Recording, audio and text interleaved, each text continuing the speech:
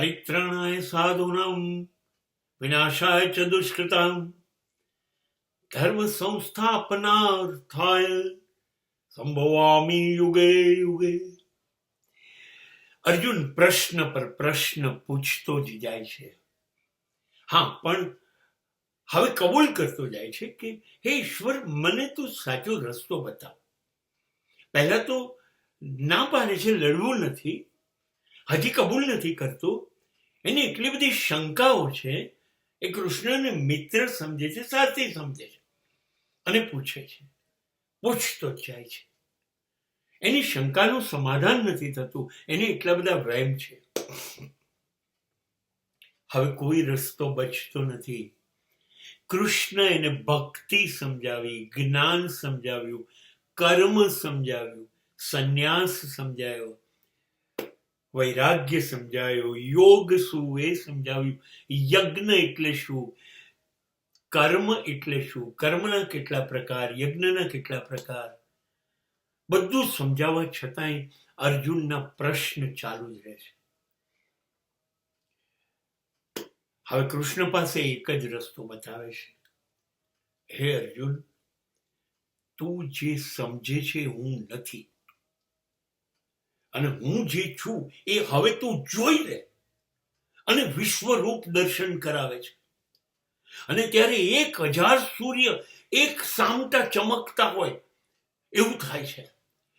અરે એક ધરતી નહીં, અનેક બ્રહ્માંડો એક સામતા દેખાય છે. ચારે બાજુથી અર્જુન ગભરાઈ જાય છે, ડરી જાય છે.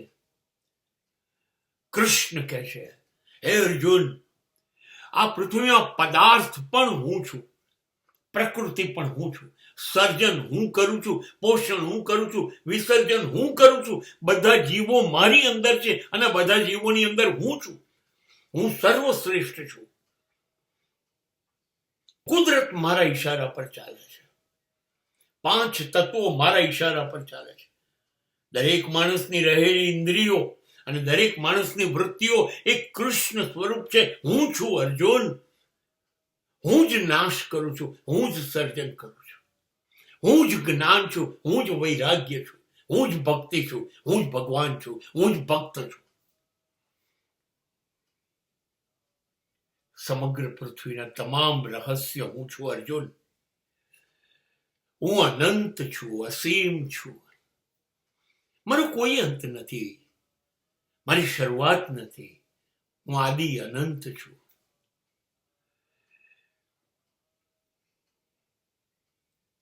હે અર્જુન, જ્યારથી બ્રહ્માંડનું સર્જન થયું ત્યારથી અંત આવશે ત્યાં સુધીનો તમામ સમય હું જ છું. હવે અર્જુન, આટલી બધી વિશાળ તમામ દેવતાઓ, સ્વર્ગ, નર્ક, પૃથ્વી, બ્રહ્માંડ બધું જોઈને બધી હિંમત ગુમાવી બેસે છે. અરે હું શું સમજતો તો આને? મિત્ર, સારથી, આ તો બ્રહ્માંડનો સર્જક છે. અરે એ જ છે બ્રહ્મા વિષ્ણુ મહેશને સર્જનાર.